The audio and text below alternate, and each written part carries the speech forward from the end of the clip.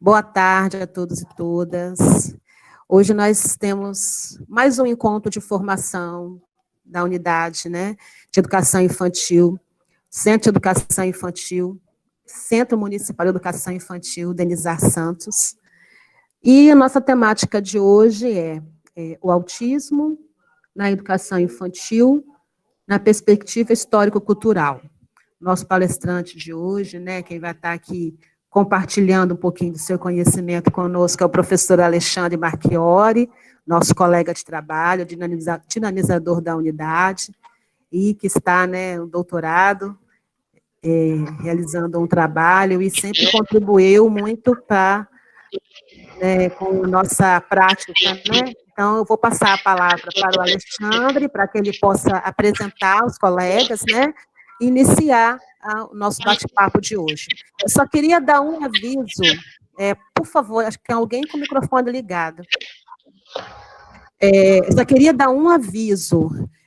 Ao final da palestra, né, eu gostaria que os profissionais da unidade ficassem um pouquinho na sala para a gente poder dar os avisos com relação ao nosso curso de formação, né, que vai começar e que eu precisava falar com vocês hoje para dar as orientações quanto à inscrição para esse curso, tá? Culturas digitais na educação infantil. Então, eu peço que todos os profissionais, principalmente aqueles que tiverem interesse de participar, fiquem na sala após o término da palestra para a gente poder conversar um pouquinho, rapidamente, sobre o curso, tá bom? Então, com a palavra, professor Alexandre. Boa tarde. Tudo bem aí? O som está chegando bem? Marlu, você me dá o feedback? Tranquilo, para mim está chegando bem. Então tá bom. Qualquer coisa me avisa aí. Eu vou deixar o chat aberto, só para a gente estar, né, acompanhando. Então, boa tarde a todos, todas. É um prazer estar, né, nesse momento em formação com vocês. É um prazer compartilhar um pouquinho da experiência que nós temos com o autismo. E nesse momento, né, eu queria apresentar para vocês, né, que tem um grupo que eu faço parte na UFES, que é o NAIF, é o Núcleo de Aprendizagem sobre a Infância e seus Fazeres, sob a coordenação do professor André Mello, e algumas pessoas do grupo, né, solicitaram para participar. Como a gente compõe essa equipe lá de pesquisa, então algumas pessoas solicitaram, então a gente abriu, né, o link para eles participarem. Também o grupo de estudos sobre autismo, o GESA, que eu também, né, faço parte, estou afastado no momento por conta do doutorado, mas é um grupo que a gente mantém contato, e algumas pessoas também solicitaram o link, e a equipe do Darcy Vargas, do Rogério, o Luciano, né, solicitaram para estar participando conosco nesse momento. Então, nós temos, né, esse grupo, além, né, da equipe do Denizar, tem composto esse fazer cotidiano da gente. Tudo bem? Eu organizei a apresentação em PowerPoint, a Débora, minha pedagoga da escola, ela vai estar passando para mim o PowerPoint, e eu organizei em 3 momentos, 3, né, etapas, pensando aí uma lógica de uma explanação, abre o debate e segue-se a uma nova explanação e assim sucessivamente. O artigo que eu solicitei que vocês, né, visualizassem, dessem uma lida, ele é a base da nossa conversa de hoje. Então, assim, fiquem tranquilos, nós temos o chat que vocês podem estar, né, interagindo, a Marlúcia, né, as meninas, as pedagogas estão, né, acompanhando também, depois a gente abre o debate e a gente vai tentar buscar essas respostas ou, né, encontrar uma solução, um meio termo nesse processo. Tá bom, gente? Então, eu vou falar aí uns 20 minutos nesse início e depois a gente abre o debate e a gente segue. O primeiro momento é um aspecto histórico, para a gente contextualizar o autismo nessa, né, contemporaneidade. O segundo momento eu falo do autismo, o que é o autismo, características do autismo. E no terceiro momento a gente trabalha com o cotidiano, com a prática pedagógica, e nós temos lá no artigo alguns exemplos que a gente pode estar, né, suscitando nesse processo. Tudo bem? Débora, você pode abrir para mim?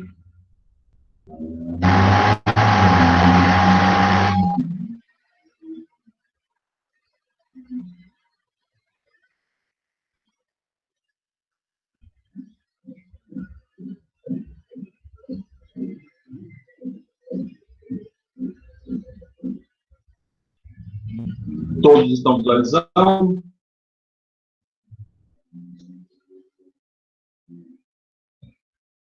Então,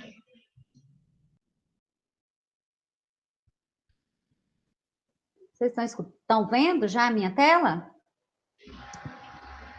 Eu estou. Estava? Sim, estava sim. Ok, vou voltar então.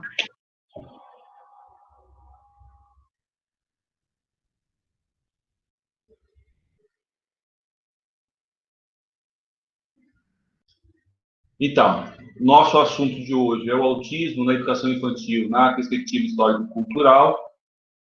Eu, né, faço parte lá da equipe da UFES e, né, estou, né, cursando doutorado em educação física. Pode passar, Débora. O conceito de criança ele tem se modificado continuamente, né? Então, historicamente, desde lá do século XI, pode avançar. Desde o século XI, nós temos uma concepção de criança que era invisível, uma criança que não era enxergada. Então, ela era vista como um mini adulto e toda a sua representação estava caracterizada na sombra do adulto. Era um sujeito que vir a ser um sujeito que estava, né, que só ganharia status de pessoa, de sujeito, quando alcançasse uma maioridade, quando alcançasse, sobrevivesse, porque era muito comum a morte de crianças nessa época. Pode passar.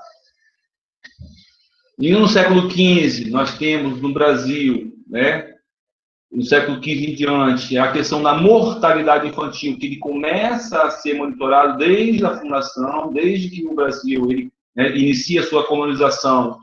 A mortalidade infantil passa a ser um processo de acompanhado, né, nessa história. Pode passar. E aí, no século XVII ao século XVIII, nós temos, né, segundo Ariès, a descoberta da infância, a descoberta da criança. Então, esse sujeito passa a ser visto em sociedade, ele passa a compor um coletivo, passa a ter importância. Então, ele sai da sombra para ganhar um espaço na sociedade. Então, a partir do século XVIII, a criança ela começa a ganhar evidência, mas ainda ela é vista pela falta, ela é vista pela ausência da linguagem, ela é vista por questões do direito. Então, ela ainda não é contemplada no aspecto do direito. Pode seguir. No século XIX, ela, por conta das ameaças, ela passa a ser, né, vista como um sujeito que precisa ser separado da sociedade. O Rousseau vai dizer isso lá no século XVI. Então, desde, né, o século XVII, XVIII, XIX, o abrigo, o internato, o orfanato, esse é o espaço da criança abandonada. Então, nós temos uma política pública de atenção à criança nesse aspecto. Até o século XIX, nós não temos nenhum registro do autismo. Todos os registros, né, com relação ao autismo, ele se inicia no século XX. E uma das explicações que nós temos é justamente essa ausência da criança no período histórico. Quando ela ganha visibilidade no século XIX, quando ela passa a fazer parte da sociedade, né, como um todo, ela, né, começa-se a observar a criança e o seu desenvolvimento. Pode seguir, Débora, mais um. Então, o século XX é o século da criança, é o século que a gente descobre a infância, que a gente, né, cria a infância, só que é um conceito que continua num processo de transformação. O autismo, ele aparece no início do século XX, em 1911, e só vai ganhar notoriedade a partir dos estudos do Kanner e do Asperger, que são médicos, na década de 40. Então, há um registro no início do século, né, 1911, e na década de 40, o autismo passa a compor essa política de atenção à saúde da criança. A educação, até então, não acontece. Então, nós temos são 4 períodos que a gente, né, tem a educação da pessoa com deficiência. Pode avançar, Débora.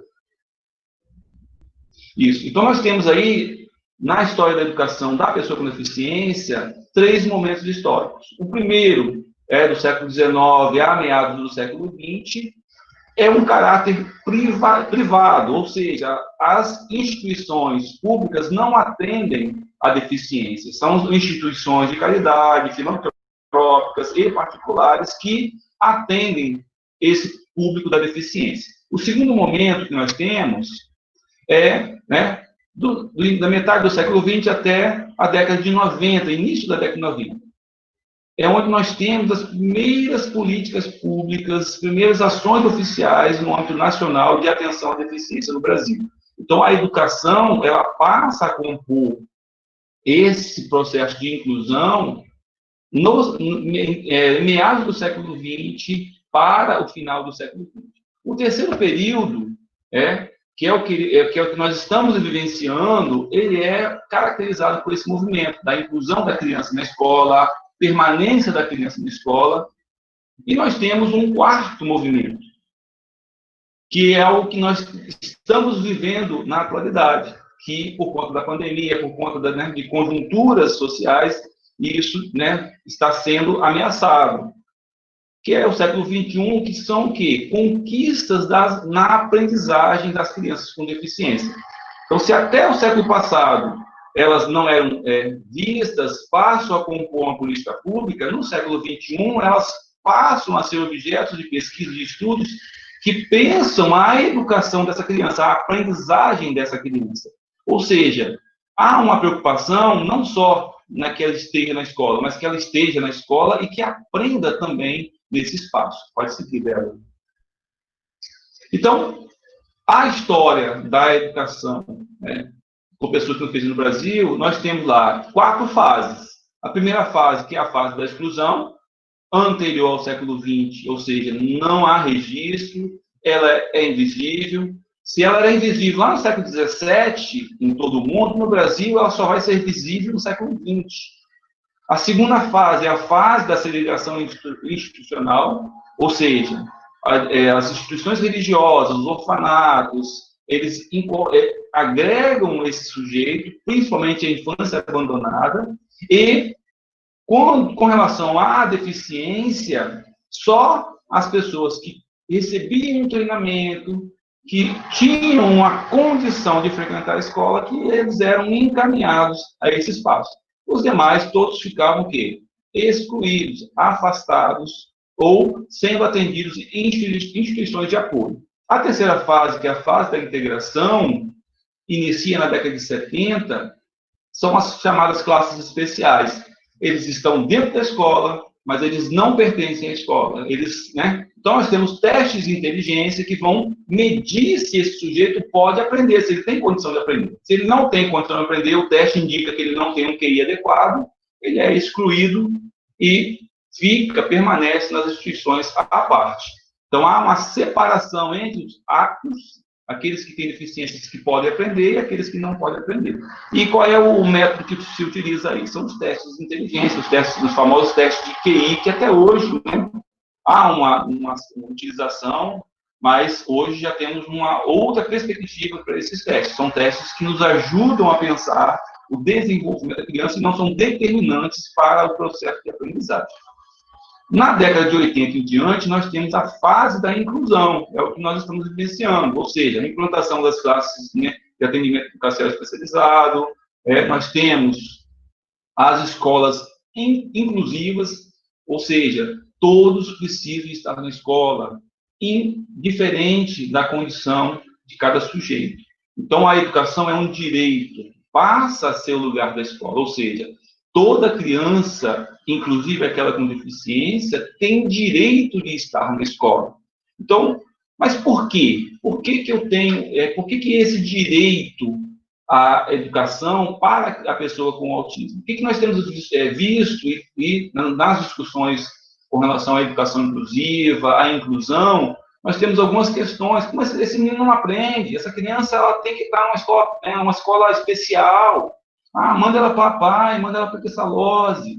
Então, a escola, ela é necessária, ela é importante na vida da criança, qualquer criança. Ela faz parte do processo de construção e de desenvolvimento da personalidade do sujeito. Então, a primeira função da escola é a função espelho. O que quer dizer função espelho? Se eu estou numa instituição onde o meu igual ou o meu próximo, né, tem a mesma atitude que a minha, ou seja, ele reflete a deficiência, as suas, né, estereotipias, ele vai imitar aquela estereotipia. A ausência da fala, ele não vai se comunicar. Então, a escola, ela ajuda a encontrar com o outro. E, na perspectiva histórico-cultural, o outro é fundamental no processo de desenvolvimento. Eu preciso do outro para existir. Vygotsky vai dizer para a gente que nós nascemos seres biológicos e nos constituímos seres sociais. Ou seja, há uma transformação. E a escola, ela faz parte dessa transformação. A educação infantil, ela passa a ser direito na Constituição de 88 no Brasil. E ela passa a ser efetivamente, né, alcançada agora, no final, né, do século XX, início do século XXI. Então, esse sujeito passa a compor um espaço escolar que não foi pensado para ele. A nossa tradição da escola, de 200 anos, é para aquela criança dita normal, típica, aquela criança que não tem nenhuma questão de desenvolvimento aparente. Quando a deficiência, a inclusão, ela é inserida como um direito de todos, ela modifica a estrutura da escola. E aí cria um mal-estar, cria um alvoroço, porque eu não sei o que fazer com essa criança. As formações mais atuais do professor já trazem essas questões da inclusão, da deficiência, já alerta o professor que nós vamos encontrar esse sujeito na escola, mas até bem pouco tempo atrás isso não era uma realidade. Mas ainda há resistência nessa chegada da criança na escola. E o que eu faço na escola? A comunicação. Vygotsky, Luria, Leontiev, eles vão dizer para a gente que a linguagem, a comunicação, é a base do desenvolvimento do ser humano, é a base do desenvolvimento das funções superiores. Então, é esse espaço de comunicação, de interação, para que eu possa superar os obstáculos da deficiência, para que eu possa alcançar a plenitude da minha capacidade de desenvolver. Quanto que eu vou desenvolver? Cada sujeito é único, então a gente não sabe. Mas o que a escola precisa fazer é oferecer a oportunidade para ele se comunicar, para ele interagir socialmente, para que ele possa construir laços afetivos. Então, a escola é esse espaço de interação social, é esse espaço de aprendizagem, de apropriação do conhecimento. E aí Vygotsky também vai trazer novamente o que é a ideia da internalização, que ele vai incorporando para si, ele vai construindo nessa relação dialética e dialógica, conforme Bakhtin, com o mundo, ele vai construindo uma relação real, uma relação objetiva da realidade. E aí ele se apropria das regras sociais, ele constrói regras sociais, independente da condição do sujeito. Mas ele precisa estar nesse espaço para se apropriar dessas regras, desses valores. Uma das dificuldades do autismo é se colocar no lugar do outro. E a escola é um espaço adequado para isso. A empatia, eu perceber a dor do outro, me colocar no lugar do outro, que é uma grande barreira para o autismo, nesse espaço da escola eu consigo alcançar essa relação.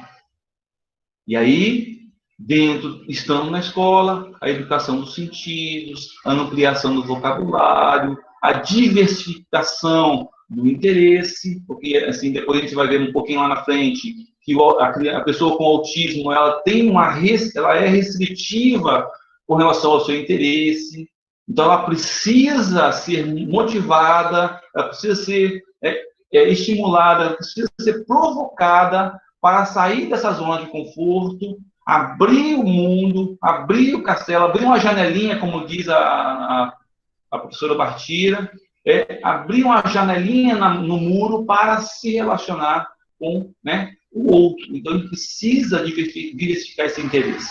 Então, essa abertura para a convivência coletiva. E, nesse processo, o professor ele tem a função de olhar, observar essa criança, descobrir os seus pontos fortes, o que a motiva, o que a envolve, quais são os seus pontos de interesse. Então, é a partir dali que o professor começa a trabalhar. Pode seguir, Débora. Então, nesse primeiro momento, né, se quiser fechar, eu abro agora, né, uma conversa inicial com vocês. E, se alguém quiser, né, pelo chat ou, né, abrir o áudio, aí as meninas coordenam. A gente tem aí um tempinho, depois eu sigo. Tudo bem?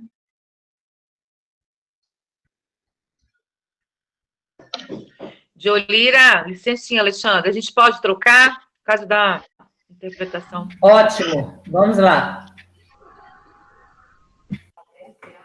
Você está me visualizando bem? Porque eu não estou me visualizando. Vamos sim. A gente está te vendo bem, Jaque. Alguém gostaria de fazer alguma colaboração, alguma pergunta? Essa primeira parte da exposição do Alexandre? Alguém no chat? Não tem. Eu, Marlúcia. Kátia. Pode falar, Kátia. Eu só quero, assim, reforçar a fala do Alexandre, mediante ao que ele fala, né, do papel, da função do professor com relação às provocações, da importância de atividades como a rodinha, a escuta, a história, no desenvolvimento dessas habilidades das crianças com autismo, né, da questão do foco, do quanto a gente precisa, sim, da importância a esse momento, né, de atividades como a rodinha, como a história, como a brincadeira de roda, dessa rotina aí. Bacana a colaboração da Kátia aí. Quer fazer algum comentário, Alexandre? Mais adiante, a gente vai estar abordando o cotidiano da escola e aí a gente retraz em evidência, né, essa fala, reforçando aí a Kátia, que é muito importante essa atenção, né, nesse momento da rodinha e na rotina do CMEI. Aí vou falar pontualmente, a ideia é cada grupo, assim, grupo 1, grupo 6, pensar com vocês estratégias. Então, a gente vai trazer à luz essas questões, né, novamente. Obrigado, Kátia. Inclusive, Alexandre, pensar nessa perspectiva que é um desafio quando essa criança traz a surdez junto com ela, entendeu? É um outro desafio, essa questão da rotina, né? Essa questão da linguagem, dessa linguagem, para poder estar significando para essa criança as suas ações. É outro desafio, né? Perfeito. Alguma questão no chat, alguma coisa? Agora a gente vai falar sobre o autismo mesmo, né? E vamos trazer alguns detalhes do autismo. Depois a gente abre novamente, né, o debate. Ok. Podemos seguir? Alexandre, podemos. Ok. Débora, você pode abrir de novo? Da continuidade.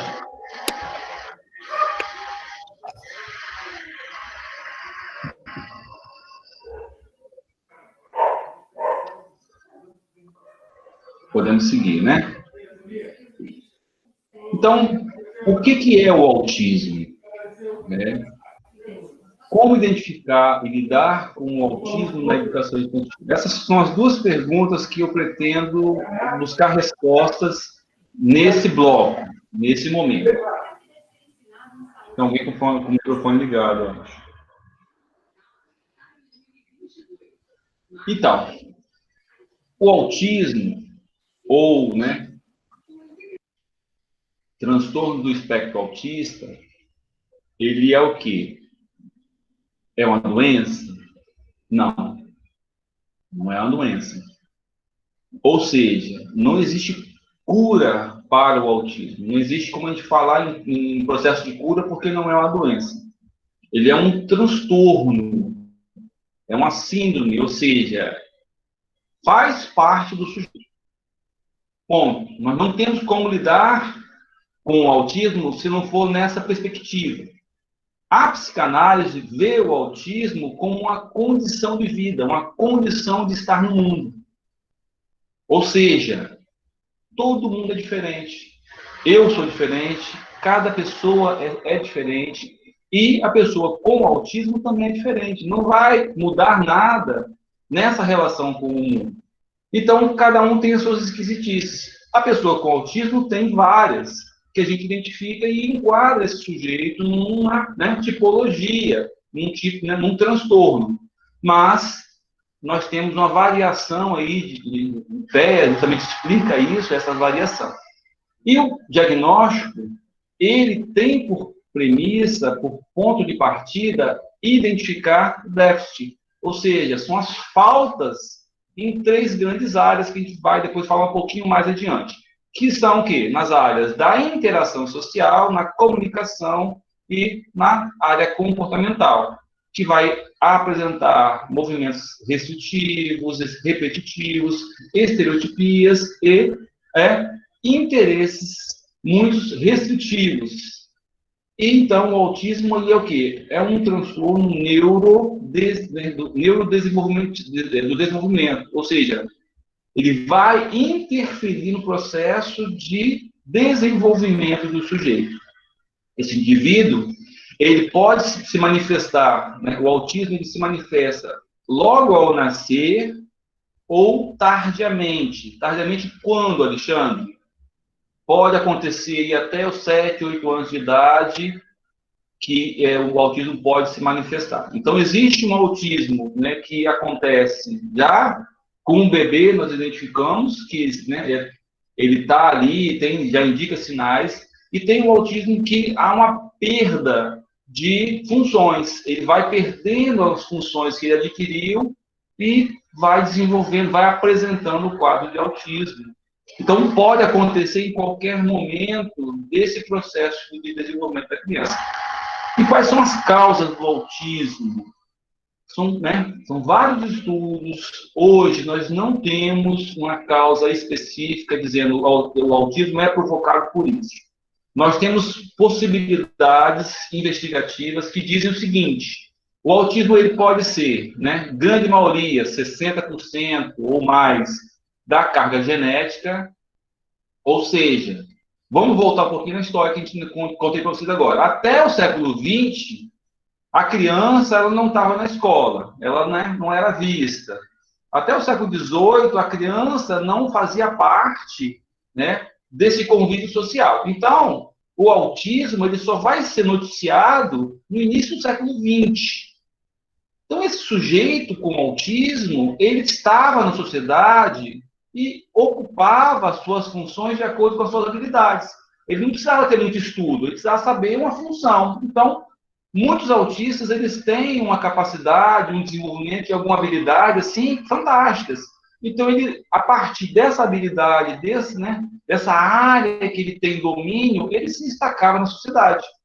Constituía família. Então, assim, era um caladão, era uma pessoa esquisita, era uma pessoa, assim, estava lá vivendo, não era muito sociável, mas estava vivendo na sociedade.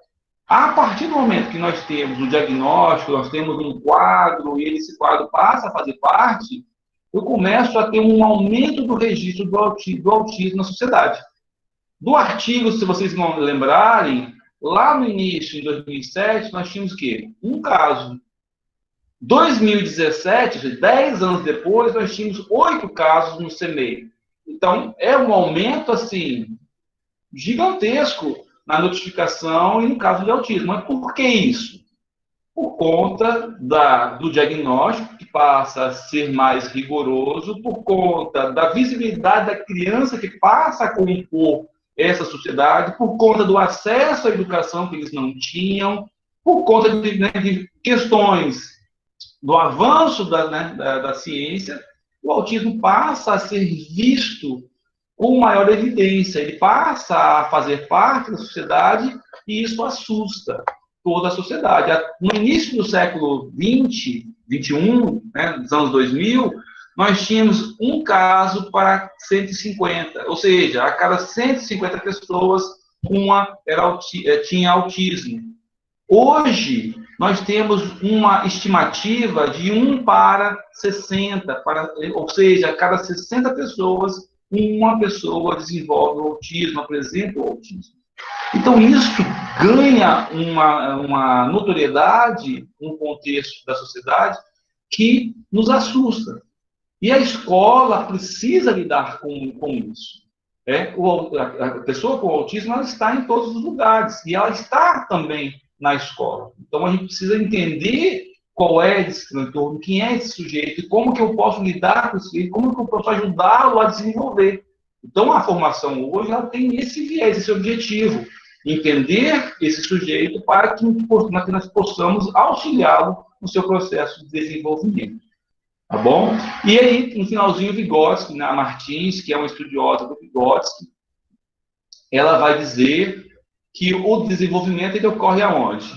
Na interação com a cultura, no desenvolvimento e apropriação da linguagem, e o outro, ele tem esse papel fundamental nesse processo de transformação e formação dos sujeitos. E aí nós temos aí um quadro, né, que eu acho bacana para explicar, né, as possibilidades do autismo. Eu tenho no meio aí o autismo verbal e tenho nas extremidades o autismo atípico e o autismo clássico, tá bom? Nesse leque de possibilidades, eu posso ter N autismo. Cada pessoa com autismo é única, cada criança é única, nós somos únicos. E o autismo se manifesta de forma particular para cada um. Mas nós temos o quê? Uma regra geral. E essa regra geral que nos ajuda a trabalhar com o autismo. E essa regra geral que eu vou apresentar para vocês. Então, a ecolalia é a criança que vai repetindo a fala. Você pergunta, Daniel, tudo bem? Daniel, tudo bem. Igual um papagaio, ou seja, ele não tem a fala autônoma articulada, ele tem uma fala que é reproduzida a partir do que eu escuto. Então, eu não tenho a construção, a elaboração da fala espontânea. Eu tenho uma fala que ela é uma repetição do cotidiano. Vamos brincar? Brincar. E, normalmente, ele sempre pega a última palavra, a última expressão da frase para repetir. Então, isso é um autismo que vai nos aproximando do autismo clássico. Uma outra questão que a gente vai ver o quê? É a perda da função verbal. Se a criança tinha lá sons, emitia sons, falava alguma coisa, ela vai perdendo essa função verbal e nós temos o autismo não verbal, ou seja, é um sujeito que usa a mão para se comunicar com o mundo. Ele usa o outro, o corpo do outro, um objeto, para interagir com o mundo. Então, nós temos, nesse lado do autismo clássico, o severo, que nós temos os 3 níveis de autismo. O moderado, o severo e o autismo leve, que nos aproxima da síndrome de Asperger, que antigamente estava separado, mas o DSM-5, né, que é o diagnóstico, né, estatístico, né, que vai dizer para a gente, vai juntar tudo no TEA, que hoje nós, né, falamos autismo e nos reportamos ao transtorno do espectro autismo, TEA, né, que é a sigla, e vai caracterizar. Mas a gente não pode perder de vista que o autismo não é único. Ele tem variações, como a paleta de cores, que a gente precisa considerar no cotidiano. Então, eu não posso, no cotidiano, trabalhar com Maria e com João da mesma forma. Maria fala, João não fala. Eu tenho que interagir com Maria verbalmente e com João não verbalmente. Eu tenho que usar gestos, eu tenho que construir com ele uma relação de comunicação. O Asperger, ele tem poucos problemas de comunicação. Ele tem, assim, uma fala mecanizada, ele tem uma forma de organização mental que você percebe, né, uma demora na construção, ou fala muito rápido. Então, tem alguns estereotipos que a gente percebe na fala, mas ele se comunica. E, às vezes, ele tem, assim, alguns casos de Asperger, a maioria deles, vamos dizer assim, tem algumas habilidades extraordinárias, como na pintura, nas artes, na música, né? Então, principalmente nessas duas áreas, né, que é a área de criação, né, a área da matemática, né, são fantásticos matemáticos, né, as pessoas com Asperger, e têm uma vida tranquila, né, algumas pessoas, né, só sabem que são autistas se revelarem que são, porque até então a gente tem o clássico como referência, e esquece que existe uma variação do autismo nessa tabela. O autismo atípico, até teve uma série que passou na Netflix, né, quem viu, né, ele tem toda uma forma de ver o mundo diferenciada, uma inocência, a questão do pensamento abstrato para ele é um pouco complicada, se colocar no lugar do outro, a interação social é a grande questão ali do Asperger, desse grupo mais leve. Das grandes áreas que eles têm dificuldade é na interação social. E a escola está ali para isso. Quanto mais cedo nós temos um diagnóstico, e o texto vai dizer isso para vocês, quanto mais cedo nós temos um diagnóstico, mais chances nós temos de mudar essa paleta de cores. Alexandre está dizendo o seguinte, que o autismo ele pode variar para mais ou para menos? Sim. A educação vai ajudar a criança a desenvolver suas habilidades. Não vai? Qualquer criança. Com autismo? Não é. Então, ela vai ter, se eu faço uma interferência, quanto mais precoce a interferência, mais chance eu tenho de mudar a perspectiva do autismo. Quanto? Não sabemos. Mas sabemos que acontece. E é função nossa, como professor, interferir nessa curva. Trazer essa curva para leve. A gente consegue com todos? Não. Cada um é cada um, não é isso, gente? Eu estou falando com vocês. Cada pessoa com autismo tem um grau e tem uma interferência e tem uma manifestação. E eu tenho que lidar na escola de forma individualizada. A educação infantil tem por princípio isso, trabalhar a questão individual, cada criança na sua singularidade. No caso do autismo, muito mais evidente essas questões. Tá bom? Pode passar, né? Isso. E aí tem um triângulo clássico. Guardem isso, memorizem isso, né? Para identificar o autismo, tem que ter comprometimento nas 3 áreas. Alexandre, tem a interação social, só tem problema na interação social. A gente tem que se perguntar, será que é autismo? Pode ser uma outra questão do desenvolvimento. Só na comunicação? Ou só no comportamento? Não. O autismo tem que ter um grau menor ou maior, uma relação tripla. Então, tem que ter algum comprometimento na comunicação, que seja leve, na interação social e no comportamento. Tem que fechar o triângulo, senão pode ser qualquer outra coisa, menos autismo. Mas e o grau do autismo? Se vocês olharem na tabela, essas 3 áreas elas vão estar comprometidas em algum grau, do menor ao severo, do leve ao severo. Então, a gente precisa estar consciente que nem tudo é autismo. A criança não aprende, a criança, né, não interage, vocês vão ver os exemplos depois, né, cada, né, identificação ali de uma estereotipia, de um comportamento, nem sempre é autismo. Pode seguir, Débora. Então, nós temos ali, desde que a criança nasce, o ideal é que houvesse, né, que essas investigações, porque é direito.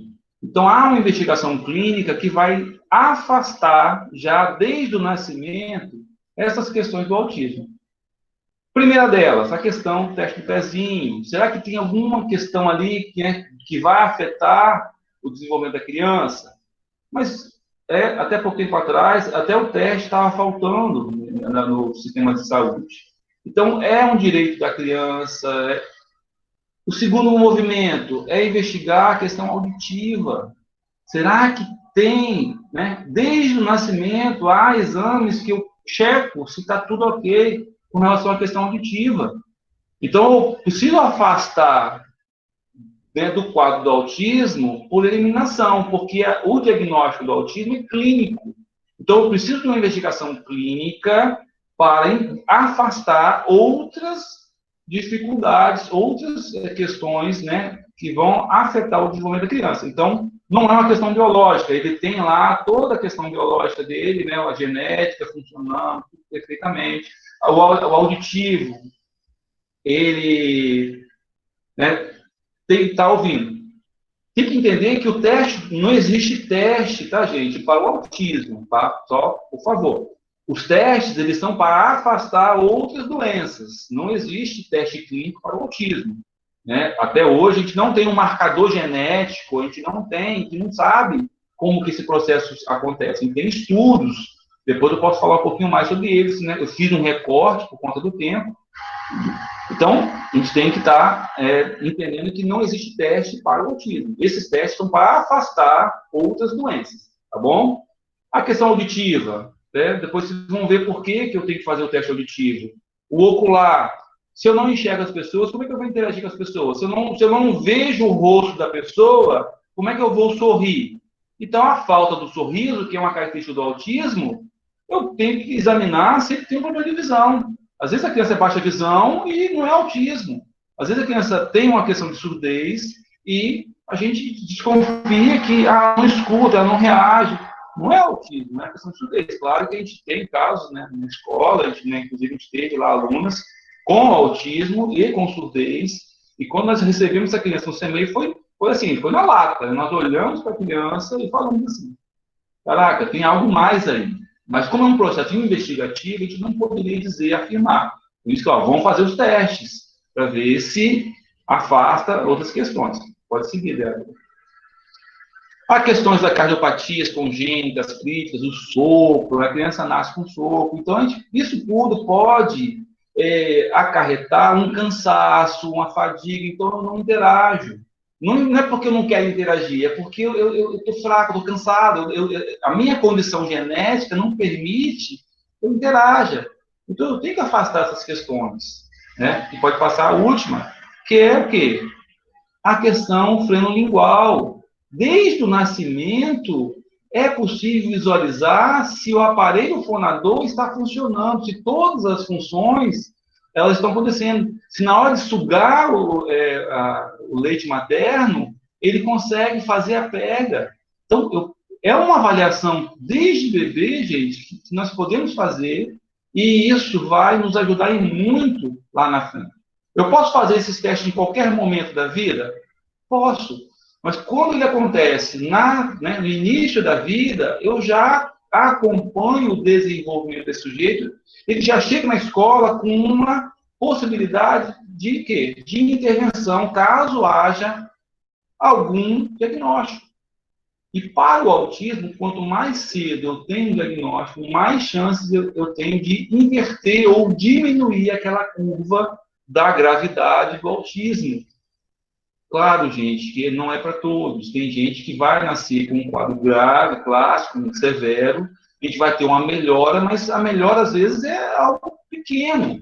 Mas que seja, é uma melhora. Qualquer melhora é melhor que nada. Então, nossa parte nós temos que fazer. Tá bom? Pode passar, Bianca. E aí eu vou trazer algumas características gerais do autismo. Tá bom? Primeiro, pouco contato visual. Então, uma grande dificuldade das crianças com o autismo. Você olha para a criança não consegue trocar o olhar com você. Então, lá no grupo 1, grupo 2, isso fica em evidência. Eu posso ter um diagnóstico de autismo com bebês? Posso. Normalmente, na literatura, os diagnósticos eles são fechados entre 4 e 5 anos de idade, porque cada criança tem o seu tempo de desenvolvimento. Mas as características gerais do autismo me dão pistas de que há algo acontecendo ali com a coisa. O segundo característica, ele não atende à chamada, à voz, ao nome. Você chama a criança pelo nome, do jeito que ele está, ele fica.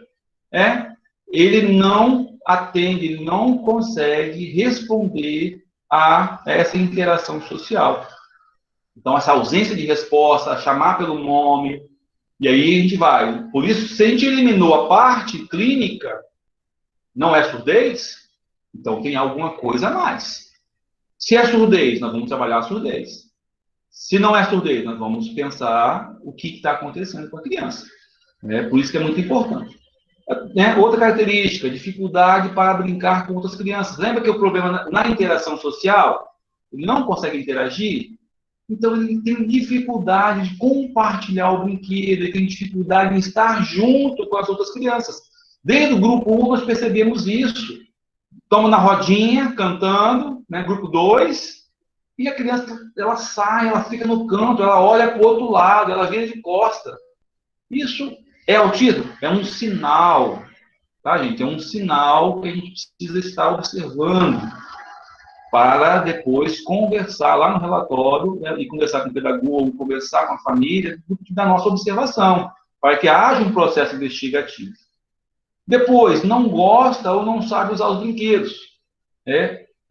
Um brinquedo de carrinho, ele pega e bate e usa martelo. Né? Uma caixa que ele, para montar, ele pega e faz outra coisa. Ele cria várias coisas, menos a função daquele brinquedo.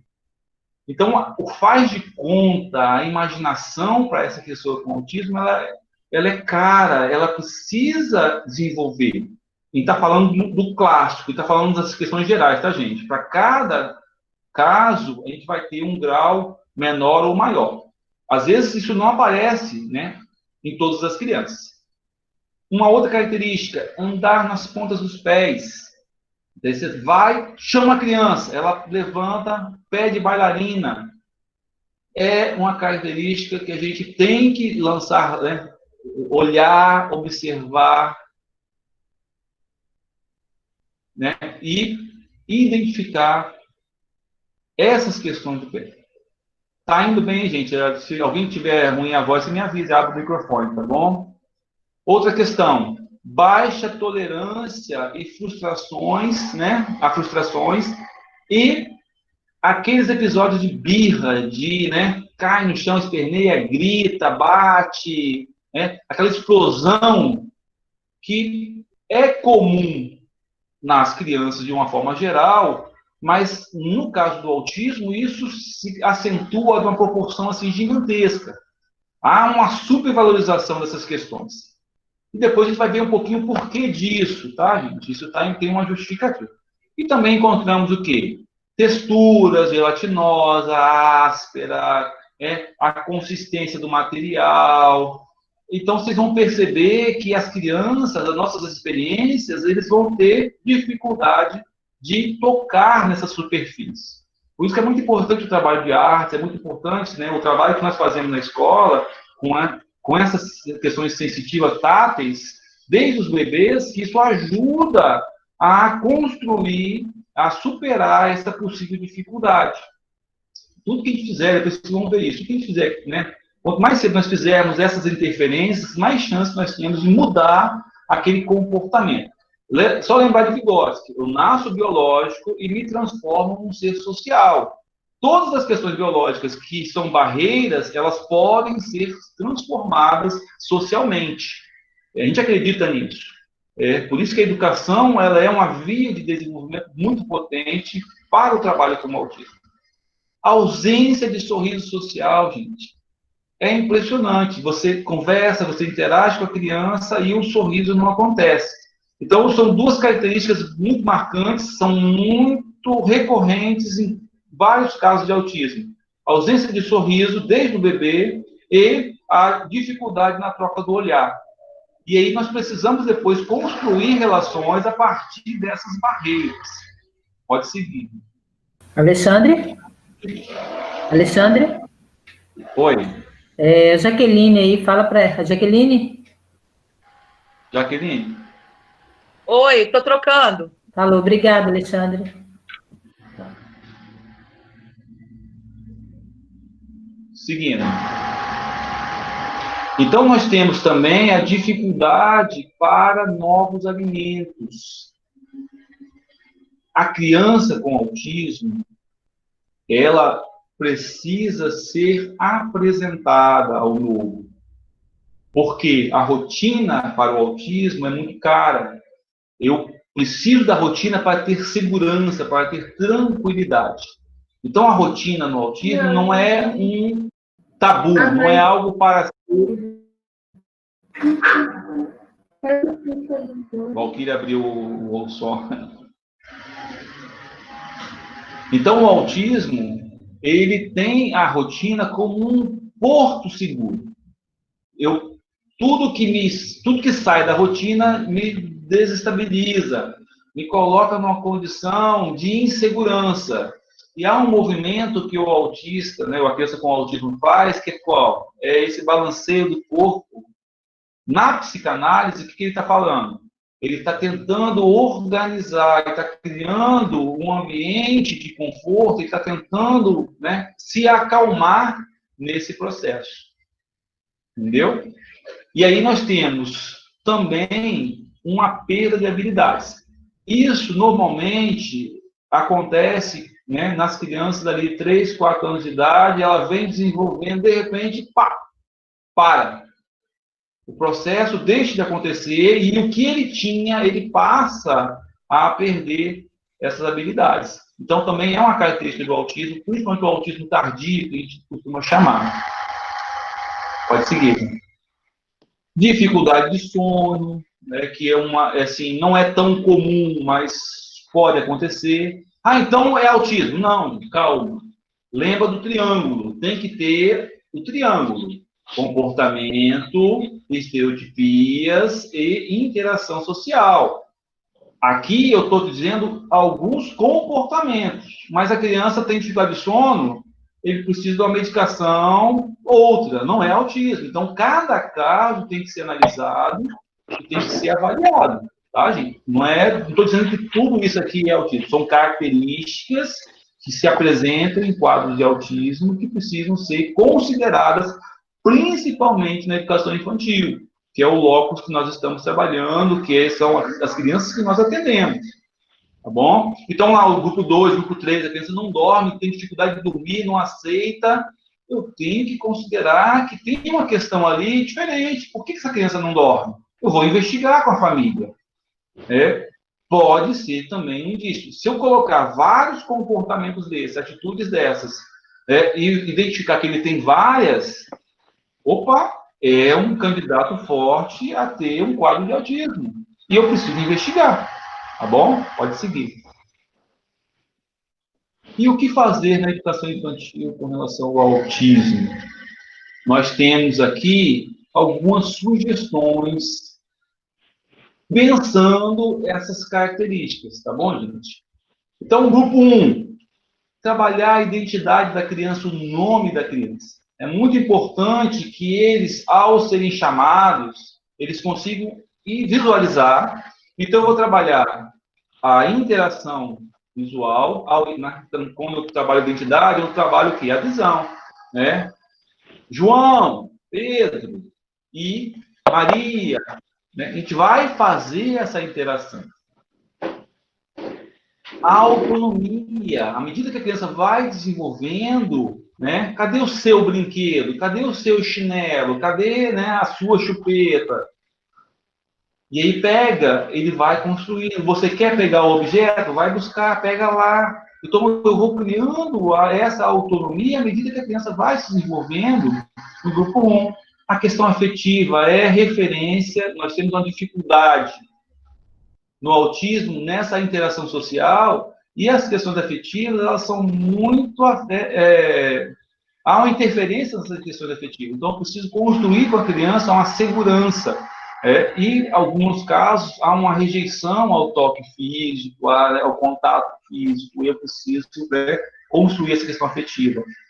Os sentidos, desde dos primeiros pedagogos, desde os primeiros teóricos da educação infantil, Froebel, o próprio Rousseau, a Montessori, os sentidos continuam sendo um conteúdo, uma metodologia, uma área, continuam sendo formas de trabalhar com a criança pequena.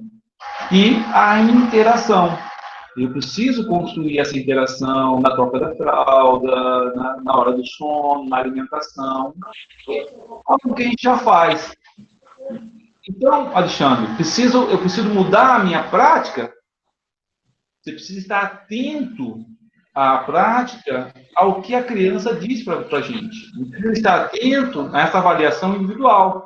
Porque nesse movimento, eu observo se há algum daqueles indícios, se o olhar está acontecendo, se a fala ou a tentativa da fala está acontecendo, se o caminhar na ponta dos pés é um recorrente ou aquilo desaparece. Então, eu vou observando, dentro do grupo 1, essas transformações. Pode seguir, Débora. E aí, soma-se a isso no grupo 2, eu levo para o grupo 2 isso e vou trabalhar o quê? Oralidade, a integração, né? O contato visual e o movimento. As rodinhas, como a Kátia falou, elas são fundamentais desde o grupo 1. É um método de trabalho, é uma prática da educação infantil que a gente precisa, né, acentuar, ou seja, ampliar no grupo 2. E o contato visual, a roda, permite que esse contato visual. E eu preciso insistir no nome da criança, na autonomia, nos afetos, no sentido, na interação? Sim, mas agrego a isso a oralidade, as músicas, as histórias, né, as brincadeiras. Né? Nessa brincadeira eu interajo, então eu tenho contato visual, eu tenho, né, um ganho nessas brincadeiras. Então, as interações, as brincadeiras, que são os eixos da educação infantil, elas estão compondo o grupo 1 e o grupo 2. E aí eu levo para o grupo 3, por falha de conta, fica atividades, né, de contato, trabalho já no grupo 3, a individualidade. Até no grupo 2, eu consigo trabalhar ali no grupinho, né? Não tenho muita questão, né, do nome. Eu até chamo pelo nome, fulano, beltrano, pega lá, faz isso. No grupo 3, isso já precisa ficar mais acentuado. Toda a comunicação, a partir do grupo 3, tem que ser individualizada. Fulano, vamos fazer isso. Né? Maria, vamos brincar disso. Porque num grupo comum, a gente fala, crianças, vamos brincar? Todo mundo olha para você, vamos brincar. Crianças, vamos para a roda, vamos para a rodinha? Todo mundo vai para a rodinha. Mas no caso, a partir do grupo 3, eu preciso falar, né, fulano, Daniel, eu preciso que você venha para a rodinha. Então, o contato agora ele é pessoal. A partir do grupo 3, eu preciso já acentuar esse contato pessoal com a criança com autismo. E a construção de rotinas. É justamente no grupo 3 em diante que as rotinas dentro da escola passam a integrar essa educação dessa criança. Se eu deixar a criança sair da sala de aula já no grupo 3, vai chegar no grupo 6, eu não vou ter essa criança mais na sala de aula. Ou a professora do grupo 6 vai ter dificuldade, porque a rotina da rodinha, da música, da brincadeira, do tempo, do momento, ela não foi construída num momento ideal, tá, gente? É um momento ideal. Eu posso fazer isso no grupo 4? Posso. Mas o ideal é que a gente inicie esse processo no grupo 3. Vamos lá? No grupo 4, tudo isso e mais o quê? A comunicação visual. Eu preciso capturar o olhar dessa criança. Eu preciso trazer, né, na Libras, a Diolira sabe disso, né? A Libras só funciona se eu capturar o olhar da criança. O Matheus, né, é fantástico, né? Que a gente brigava com ele e fechava o olho. Ou seja, ele sabe que a comunicação se inicia no olhar. Então, eu preciso capturar esse olhar. É muito importante, e isso acontece antes, gente, acontece antes. Mas, no grupo 4, isso precisa ganhar força, isso precisa ser trabalhado. Então, a comunicação visual, a gestual, a oralidade, precisa acontecer. E uma questão, assim, muito importante. Eles já têm uma habilidade de interagir, por conta da idade, que eu preciso informá-los toda vez que houver uma mudança. Então, lembra da rotina? Então, eu preciso falar com ele. Olha, nós vamos brincar agora, daqui a pouquinho vai acabar a brincadeira, nós vamos lanchar. Acabou. Lá no lanche, Daniel, agora nós vamos para a sala, vamos fazer tal coisa. Comunicações assertivas. Eu vou falar com a criança, né? Só que eu vou falar pessoalmente, nominalmente, e para que ele possa... Entendeu? O que eu falei? Então, eu repito, peço para que ele repita o que eu falei. Então, essa comunicação, ela precisa ser efetiva. E eu preciso ver que a criança entendeu. Claro que ele vai tentar fugir, mas se eu construo com ele essa relação, essa rotina ele vai incorporar e ele vai começar a falar. Tio, agora é isso? Tio, agora é aquilo? Porque ele guarda isso. Toda vez que houver uma mudança nessa rotina, eu tenho que comunicar à criança. Eu tenho que lembrar, pô, eu tenho fulaninho na sala. Eu preciso avisá-lo que mudou a rotina. Porque ele está esperando aquilo acontecer. E se não acontecer, eu o quê? Me destabilizo. Começo a o quê? A ficar ansioso. E a ansiedade é uma característica também, né? Não só do quadro de autismo, é uma característica que nos incomoda, nos inquieta. E o grupo 5, eu levo tudo isso para o grupo 5. Comunicação direta, nominal, as rotinas são fundamentais. A ideia, né, do combinar mudanças. Então, os combinados nos grupos 5 são fantásticos, né? Desde que eu entrei no curso infantil, os comunicados lá no quadro, né? A rotina, a Gláucia faz muito isso, a Ana Gláucia, né? As meninas, a Marlúcia fazia muito isso, né? Eu vejo a Penha, o grupo 6, né? O grupo 5 e 6, coloca lá a rotina do dia. Isso é fantástico, isso ajuda, acalma a criança, porque eu olho e sei o que vai acontecer, eu não sou surpreendido. Então, uma comunicação, ela precisa acontecer, as rotinas precisam ser estabelecidas. E combinar mudanças. Lidar com imprevistos é muito difícil no caso do autismo. Eu preciso aprender a lidar com imprevistos. Então, quando tem um imprevisto, eu tenho que olhar para o fulano. Cadê o Beltrano? E a construção de regras. Eu preciso construir regras com as crianças. As regras antes acontecem, desde o grupo 1, grupo 2, tem regras.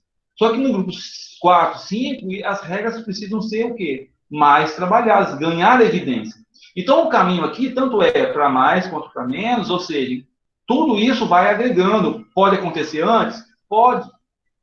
Cada criança é única, o desenvolvimento ele não é fixo, ele é dinâmico. Então, eu posso ter uma necessidade lá no grupo 1, posso ter uma necessidade lá no grupo 4. Então, isso não é regra rígida, isso é uma referência de trabalho, para que a gente possa, né, interagir com esse sujeito. E no grupo 6, tudo isso, principalmente o quê? Valorizar os interesses. A grande sacada, e a Tempo é Grande, né, que é uma autista, que ela escreveu, ela colocou isso.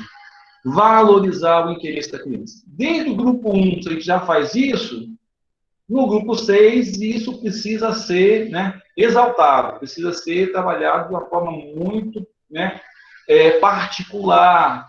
Observar o sujeito, perceber o que ele gosta, o que ele quer, e, a partir dali, né, construir todo um projeto. Já vi casos, né, a gente já está há 13 anos, 14 anos na educação infantil, já vi casos de professores que mudaram todo o projeto por conta daquele interesse da criança. O dinossauro, né, que é muito comum, né, no caso de autismo, o carro, que é muito comum também, né, nos meninos, né, carro, a dança. Então, eu posso mudar o meu projeto para atender esse interesse e todo mundo ganha, agrega todo mundo. Fortalecer pontos fortes, são os pontos de interesse, trabalhar o coletivo. É só lembrar que ele tem dificuldade, então eu preciso trabalhar no coletivo, preciso trazer esse sujeito o tempo todo para o coletivo. E as regras coletivas são muito importantes, porque os outros precisam ser informados daqueles combinados com o nosso aluno com autismo. Porque eles ficam perguntando, mas por que fulano pode e eu não posso? Por que esse cano pode pegar o brinquedinho agora e eu não posso? Então, eu tenho que construir combinados com o coletivo para que eu possa incluir aquele sujeito. Senão, eu ignoro os outros e eu crio um problema. Porque não é incluir excluindo, é incluir envolvendo todos. Esse é o grande desafio da educação. É incluir trazendo todo mundo, agregando todo mundo. E, né, finalizando aí, né, esse bloco, nós temos o quê? Pode passar, Débora. Plantaremos para... Volta lá, só um minutinho. Plantaremos para outros colher. O que eu faço no grupo 1, a professora do grupo 2 vai colher. O que eu faço no grupo 2, o grupo 3 vai colher. O que eu faço no 4, o 5 colhe, o 6 colhe, o fundamental colhe. Então, não é uma preparação, é o presente. Eu trabalho no presente. Eu trabalho no grupo 1. Eu estou no grupo 1, eu vou trabalhar com o grupo 1. Tudo que eu posso. Eu estou no 6, eu vou trabalhar no grupo 6, tudo que eu posso. Para que outro possa colher. Então, aquela curva, nem sempre a gente vai colher na educação infantil. Aquela qualidade talvez caia lá na adultez da criança. Mas eu tenho que plantar. Ele só vai colher se nós plantarmos.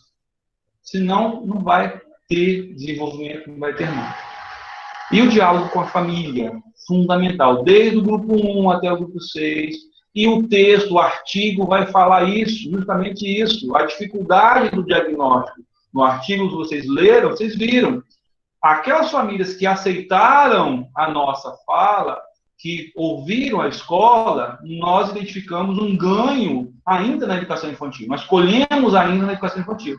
E aquelas famílias que rejeitaram, que resistiram, nós vimos um prejuízo no desenvolvimento da criança. Então, é muito importante esse diagnóstico precoce, é muito importante esse trabalho na educação infantil para que a gente possa ainda colher ainda na infância, nesse tempo da criança, na educação infantil. Tá bom? Eu fecho esse segundo bloco e a gente abre novas perguntas. Não é isso, Débora? Fico à disposição de vocês.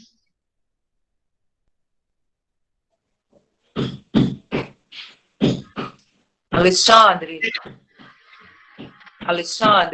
Pode falar. talvez não seja pergunta, talvez até uma complementação daquilo que você veio falando, que tanto nos mexeu, até porque o ano passado, né, todo mundo sabe que a gente tinha uma aluna, além de ser surda, era autista. Como que foi difícil conversar com a família?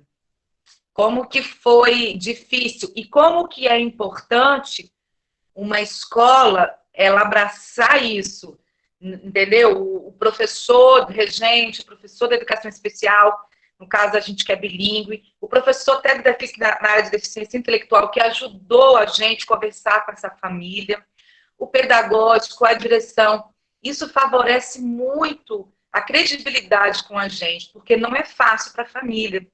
E esse ano a avó chegou para mim e falou bem assim, agora eu entendo tudo que você conversou comigo, como que agora as coisas estão mais claras, como que eu fui teimosa com você. E aí eu falei, poxa, que legal, eu fui teimosa com vocês, ela falava.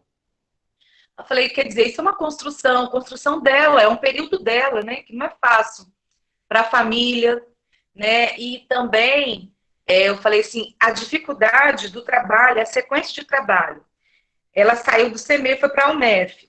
Lá, os professores, como a gente faz parte desse grupo, os professores bilíngues tiravam foto dela, como se fosse assim, nossa, ela faz isso, mas no relatório estava escrito que ela fazia isso.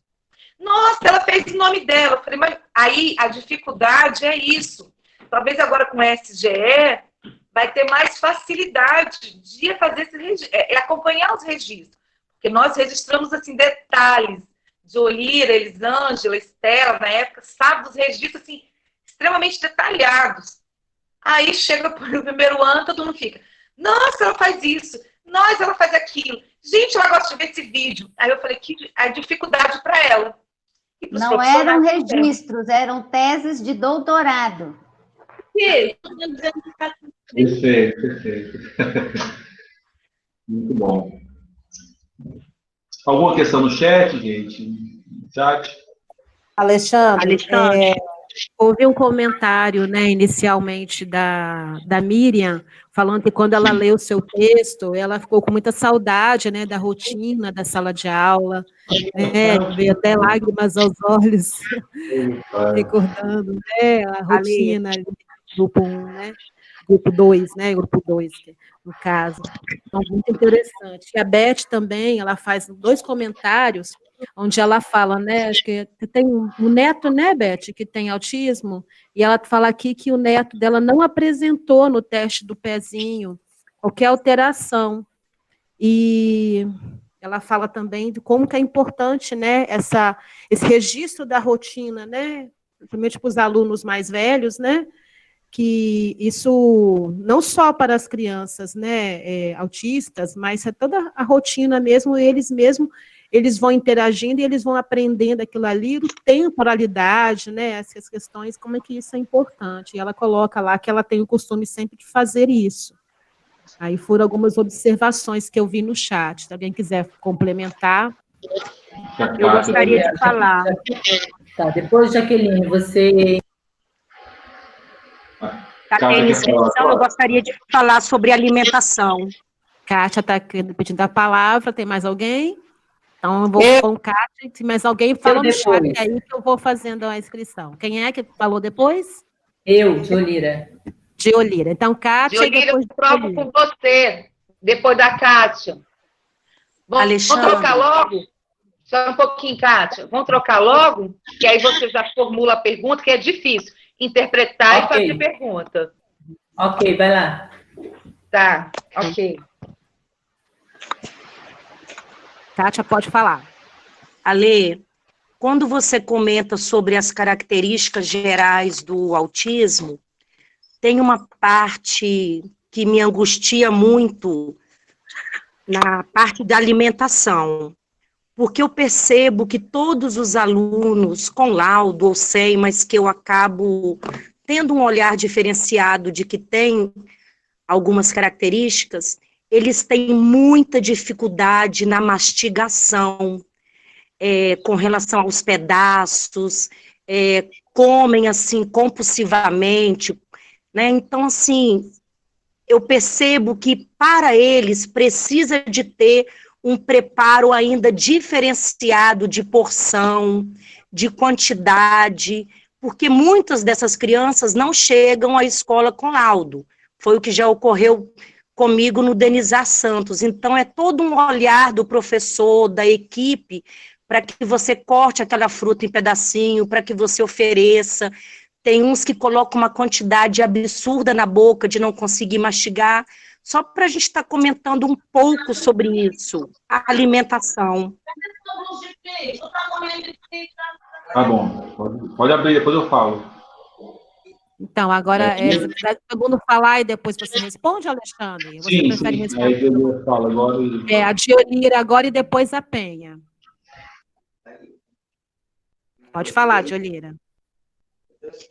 Na verdade, é um diálogo com o Alexandre, né? E também pegando o que a Kátia fala. Kátia, nós já tivemos a criança com esse desafio da mastigação, né? Então, é um desafio, né? Mas que nós, insistentemente, né, sentava e mastigava junto com ela. Quantas vezes a nutricionista, né, chegava e falava, olha, nesse momento você está vendo eu aqui, mas eu preciso de estar aqui, que faz parte do currículo, né? Esse mastigar para ela ver o movimento, não seria o movimento, como se mastiga, a velocidade da mastigação, né?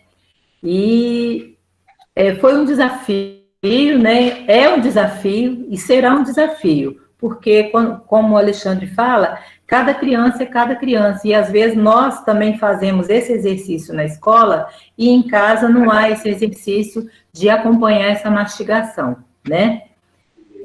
Outro detalhe, hoje quando eu estava lendo o texto, né? Hoje não, durante a semana quando eu estava lendo o texto, aí hoje eu fui conversar com o Alexandre, né?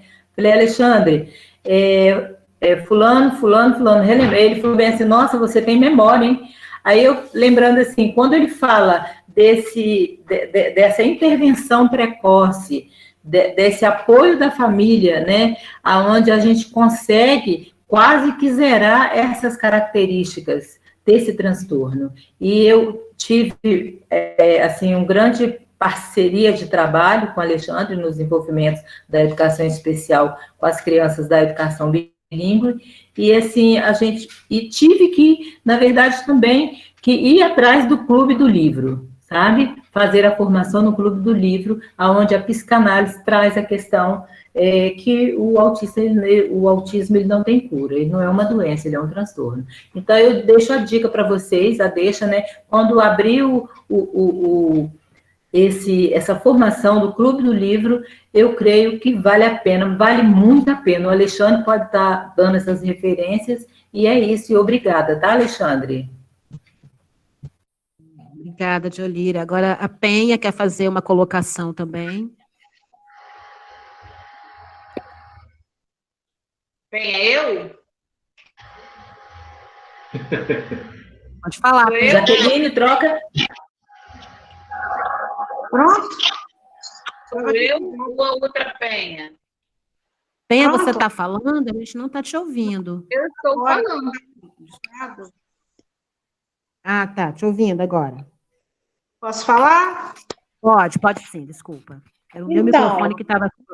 Queria me sentir com a fala de Diolira e Kátia, e pensando, como sou da área da linguagem, e, na verdade, nós, os professores, né, do ensino infantil, nós praticamente damos continuidade ou iniciamos as práticas sociais, as crianças, né?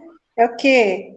Lanchar, almoçar, tomar banho, fazer rodinha, conversar, ouvir, correr.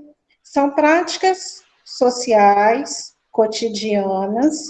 E aí, quando o Alexandre fala da rotina, é importante a gente entender que ele não está falando, ou pelo menos eu posso até estar errada, de traduzir o mundo para a criança, porque ela é um ser pensante, mas é fazer ela pensar nas práticas sociais, nas diversas linguagens, nos movimentos do mundo, para ela se adequar a... Na verdade, não é traduzir o mundo, ou traduzir as rotinas, mas ler o mundo, ler as práticas sociais para participar delas. Então, eu queria colocar essa situação, porque senão parece que a gente está assim, treinando a criança, e nós não estamos treinando as crianças. Penso que ele também não está falando disso. Está falando em fazê-las ou mediar situações, o trabalho pedagógico, para que ela leia essas rotinas, tire suas conclusões, se aproprie, pense e seja inserida, né, mais inserida, ou participe das práticas sociais de maneira mais adequada, de maneira que traga para ela um conforto, né, um aprendizado. É disso que penso que ele está falando, né, não de traduzir, mas de fazer uma leitura. Obrigada, Penha. Obrigada, Penha. Tem duas colocações no chat, uma da Ana Cláudia, que fala, ela gostaria de saber sobre o interesse que as crianças autistas têm em rodas, em ventiladores, em movimentos, né, coisas que se movimentam circular. E a Rosiane fala da questão da alimentação, que é muito importante, né, que o aluno que ela tem, com relação à fruta mesmo, só come banana, mas já está melhorando, porque antes no jantar ele não comia feijão, e agora já come. Então, duas colocações que nós temos aqui no chat. Eu acho que agora você pode falar, né, Alexandre? E aí, depois, se tiver mais alguém que quiser falar, gente, é só escrever no chat lá, tá bom? Tá bom, obrigado, Marisa. Então, gente, com relação à alimentação, o autismo, né, a criança com autismo, o que acontece? Ele tem dificuldade com a perda, ele não gosta de perder, né? E a textura, dependendo do alimento, a textura vai incomodá-lo. Então, não é negar a criança aquele alimento, é construir com ele uma relação. Se aquele alimento cozido não funciona, talvez frito funcione, talvez de uma outra forma funcione. É mudar a textura do alimento, é construir, Vygotsky vai dizer, caminhos alternativos do desenvolvimento. Então, se aquela via está fechada, eu tenho que construir pontes, eu tenho que construir outra via de acesso. Então, é muito importante que a gente, assim, ofereça e respeite a criança. A Penha, né, eu concordo com a Penha, a gente não pode impor à criança porque ele é um sujeito social. Ele tem uma história, ele tem um saber, ele tem um conhecimento. A gente lida com a infância e com a criança nessa perspectiva.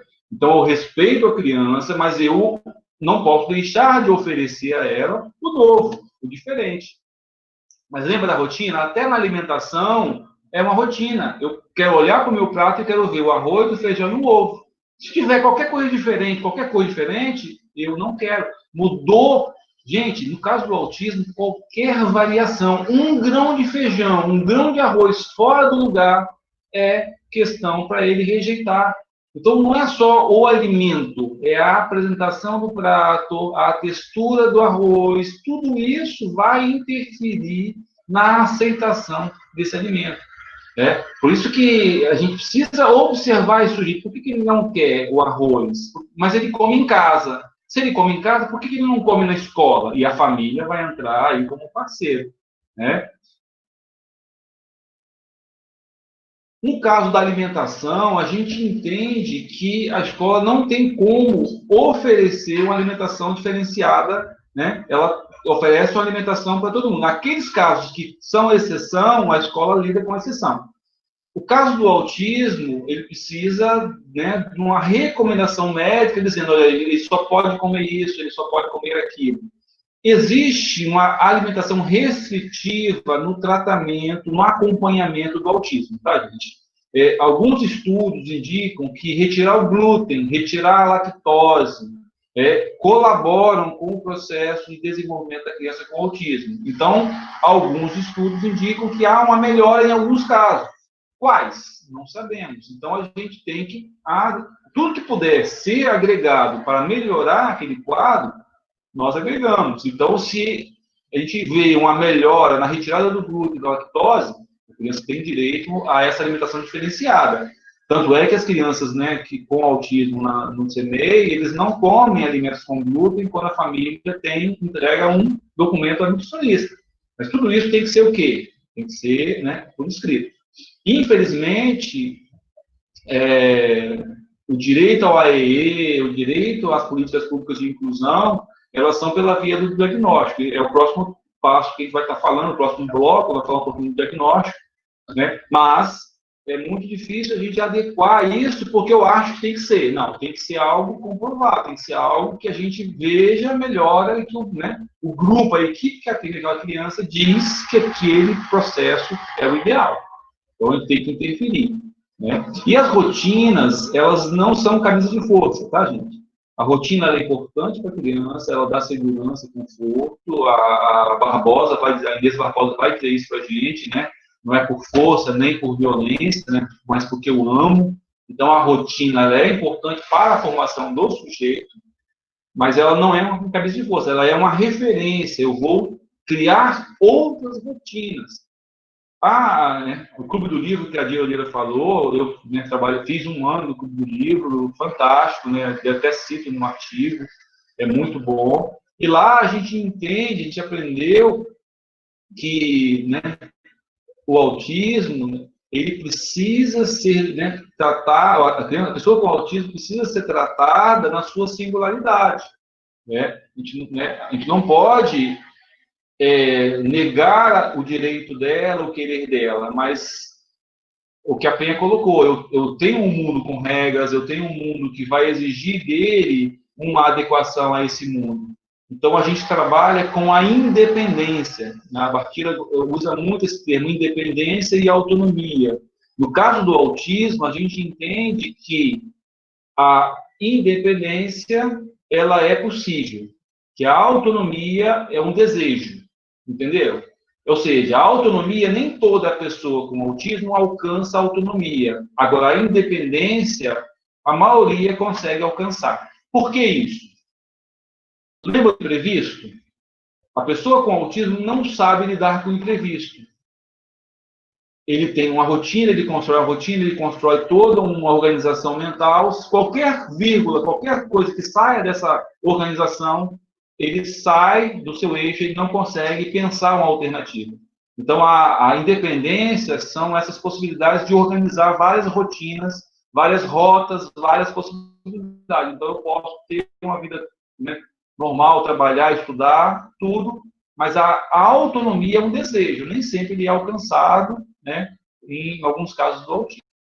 Com relação à roda, coisas que rodam, eu vou falar um pouquinho mais adiante. Vamos abrir o último bloco, gente? Eu pensei aí 2 horas de fala, tá? Dá para falar até mais, mas eu, né, tentei reduzir em 2 horas, né? Foi o combinado. É isso aí, Vamos lá, Alexandre. Débora, abrir. São 3h40 agora, né? Então, a gente tem aí uns 20 minutos, né, para você expor e a gente passar, né, as considerações ou algumas perguntas, né? Tá bom? Isso. Último bloco, Débora. Só queria lembrar uma coisinha. Eu pedi no início para os servidores do CEMEI ficarem um pouquinho depois da palestra para eu poder dar uns avisos sobre relação ao curso, tá bom? Culturas Digitais da Educação Infantil. Só lembrando. Obrigada. Tá bom. Espera só um pouco. Marluce, eu vou trocar com o Diolira, porque meu celular tá ficando fraco, eu preciso botar no carregador. Tá bom. Diolira, pega aí então a interpretação. Pegou, legal.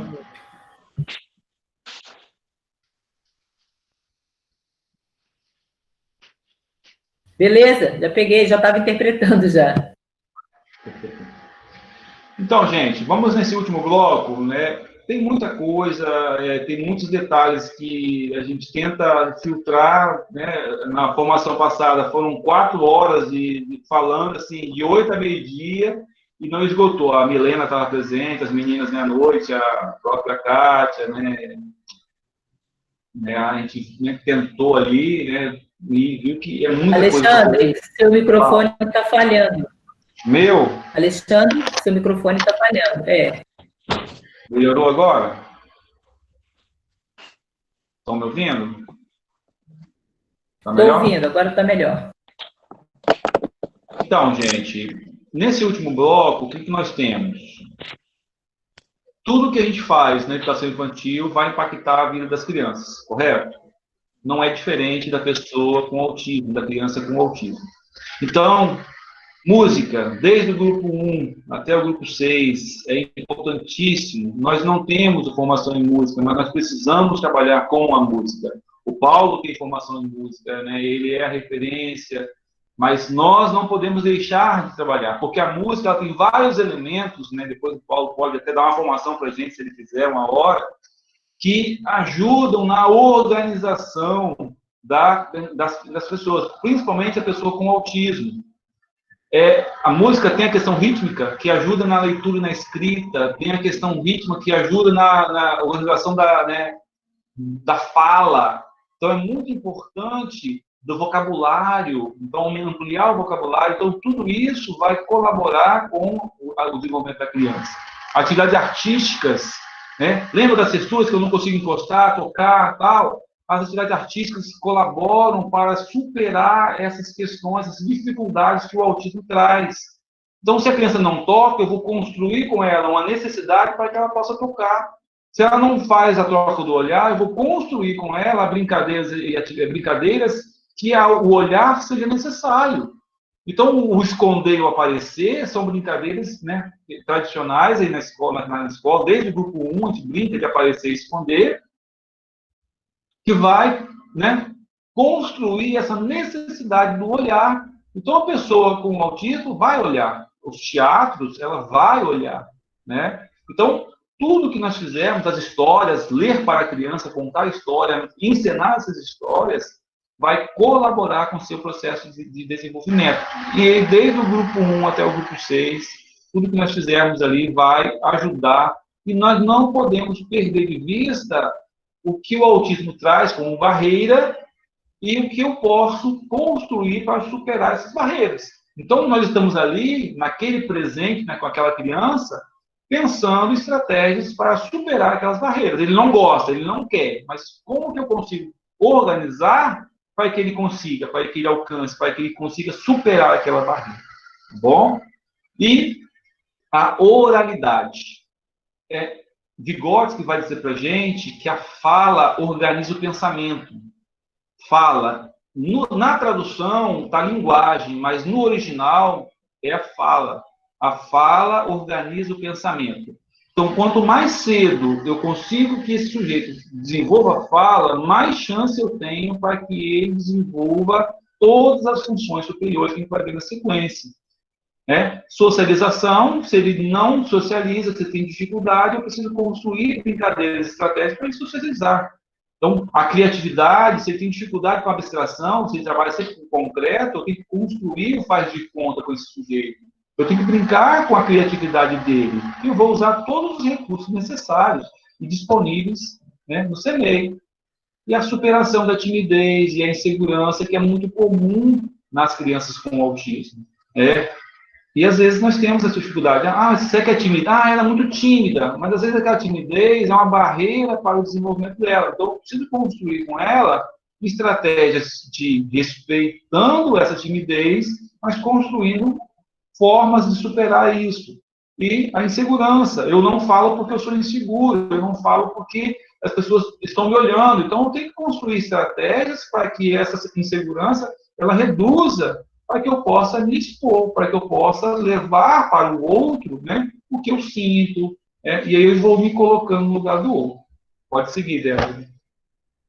Então, o diálogo com a família, tá? É muito importante. E nós temos aí o diagnóstico e a medicalização. Bom, em uma fala, o próprio texto traz isso, o diagnóstico infantil, é uma fala do psiquiatra, deve ser escrito a lápis. Então, eu trabalho na educação infantil com a hipótese. Então, eu tenho uma hipótese de autismo. E eu vou trabalhar com essa hipótese. Eu não posso descartar, eu só posso descartar a hipótese a hora que o médico, o neuro disser, não é. Aí eu vou descartar a hipótese. Enquanto eu tenho a hipótese, eu vou trabalhar com esse sujeito para ele superar as suas limitações que estão presentes ali. Eu estou vendo. Eu não posso ignorar. Mas ele não tem um diagnóstico, eu não posso trabalhar com a criança. Não, aí que eu tenho que trabalhar com a criança. Na educação infantil, isso é fato, a gente recebe crianças, bebês. E o diagnóstico, quem vai indicar a necessidade somos nós. Como é que eu vou esperar um diagnóstico se não existe isso? Somos nós que vamos construir essa via na relação com a família. Então, é muito importante o diagnóstico para acesso a políticas públicas. Porque para ele ter acesso ao AEE, ele precisa do diagnóstico. Para ele ter acesso ao CRAS, ele precisa do diagnóstico. Para ele ter acesso a um fisioterapeuta, precisa do diagnóstico. Então, qualquer coisa que ele vá buscar no serviço de saúde, se ele não tiver um diagnóstico, ele já é rejeitado. Então, o diagnóstico ele é necessário como política pública. Infelizmente, não deveria ser. A pessoa da educação especial, ela só atende o público da educação especial. Eu tenho suspeita de autismo. É suspeita? Eu não posso atender. E nosso CMEI tem lutado muito, as meninas sabem disso, Marluce, eu sou um militante nesse sentido. Temos que atender todo mundo. Esse sujeito que tem formação na educação especial precisa nos ajudar para entender esse sujeito que está aí. Então, a gente luta muito para que esse diagnóstico, não é que eu preciso de diagnóstico para trabalhar, eu preciso de diagnóstico para que a família tenha acesso a políticas públicas. Ponto. E a escola? Se eu tenho, ok. Se eu não tenho, não pode mudar muito o meu comportamento. Claro que isso vai para o relatório, claro que isso vai para o meu modo de trabalhar, para o meu planejamento, mas eu não posso ficar preso a um diagnóstico, tá bom? E a medicalização tem a ver com o quê? Com a atenção da criança. Tem a ver com a atenção da criança. Pode abrir a outra, Débora, o outro balãozinho. Isso, pode abrir mais. Então, a medicação, ela não faz milagre, mas ela ajuda no processo da educação desse sujeito. Então, a criança agitada, ela não presta atenção. A criança que não para de se movimentar, não presta atenção. A criança que não consegue olhar para a gente, ou seja, a medicalização, ela vem no sentido de auxiliar nesse processo de desenvolvimento. Ela é necessária para todo mundo? Não. Cada caso é cada caso. Tá? a medicação às vezes ela é necessária em um caso, em outro não é. Então, isso tem que ser avaliado. E a dosagem também vai ter que ser avaliada. A risperidona, a Ritalina, qualquer outra medicação nessa família, ela tem que ser ponderada com a família, e a escola tem que mostrar essa necessidade. Tá bom? Olha, ela não para, ela precisa parar para que a aprendizagem aconteça.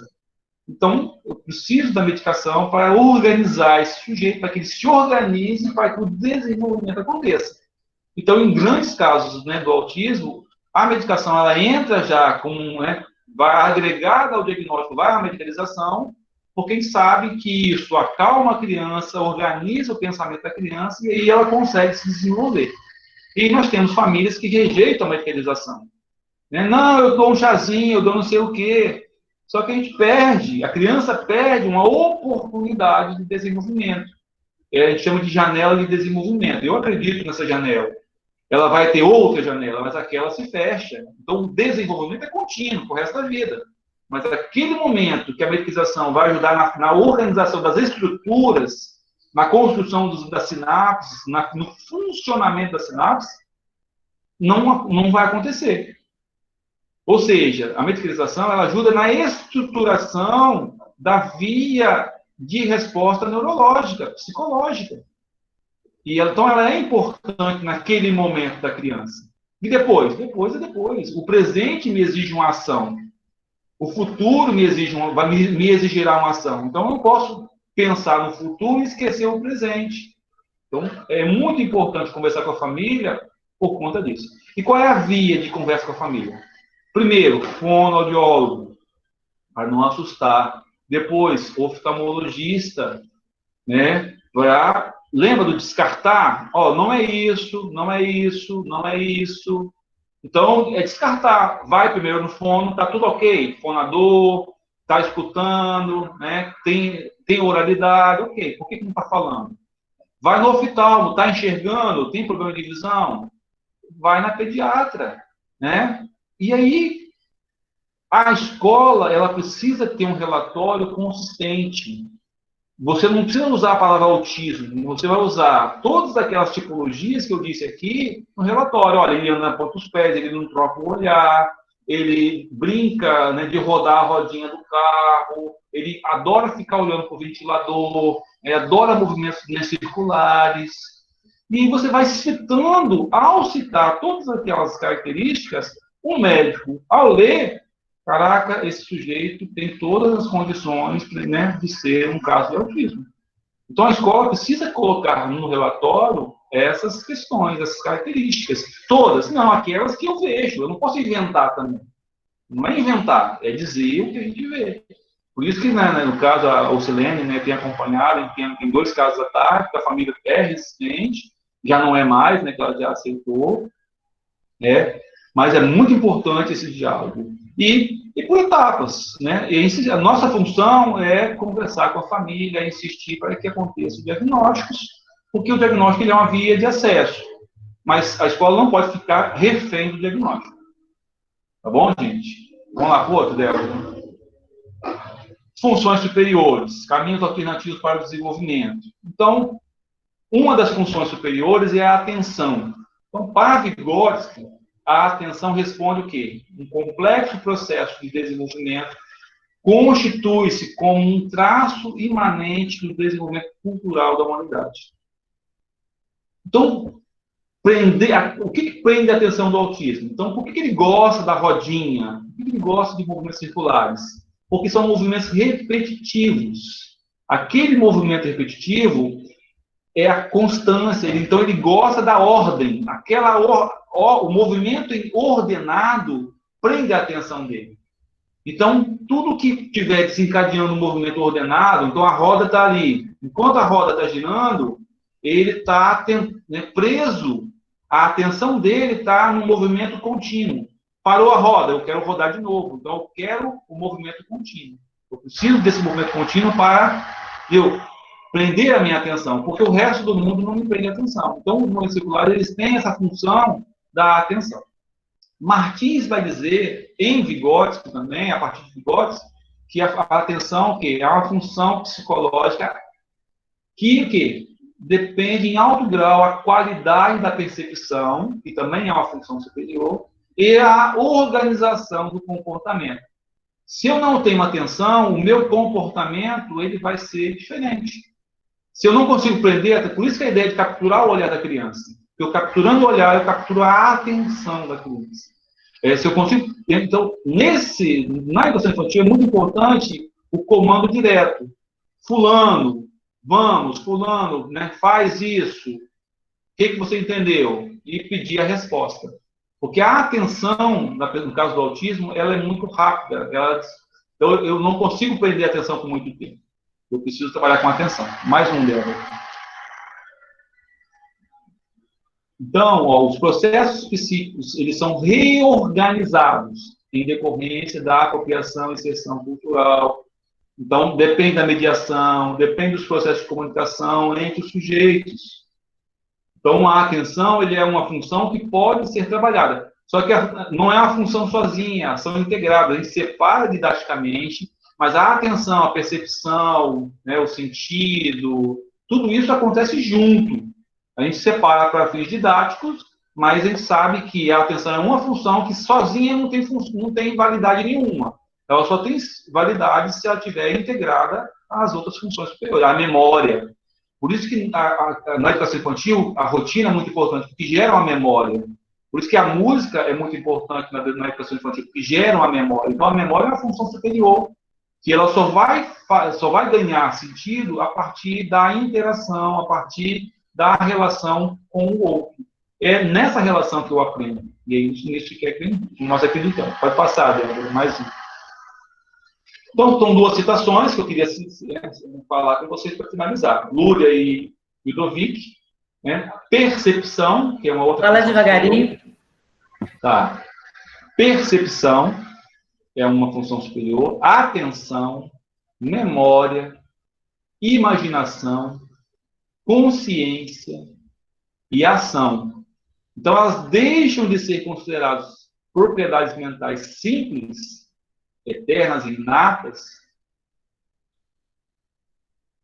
e começam a ser entendidas como o quê? O produto de formas sociais complexas dos processos mentais na criança, como complexos sistemas de funções que resultam do desenvolvimento da atividade infantil nos processos de intercâmbio, como atos reflexivos complexos, em cujo conteúdo se inclui o quê? A fala, a linguagem. Pode passar o outro.